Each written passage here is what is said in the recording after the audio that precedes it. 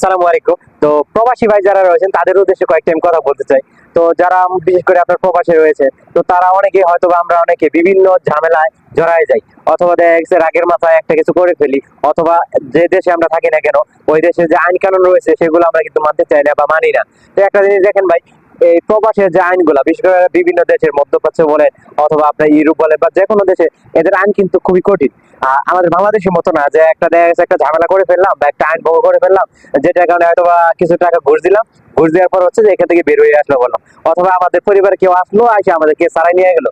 তো এই ধরনের আমরা কিন্তু অনেকে আমরা ভুল করে থাকি যে প্রবাসে আসার পর বিভিন্ন ধরনের নিয়ম কানুন যে দেশে থাকি না কেন ওই দেশের যে নিয়ম কানুন গুলো রয়েছে সেগুলো কিন্তু আমাদের মানা উচিত। যদি এখানে আমরা দেখুন একটা কোনো কিছু ভুল করে ফেলি, সেটার ক্ষেত্রে কিন্তু এটা বড় ধরনের একটা মাসুল আমাদের দিতে হবে।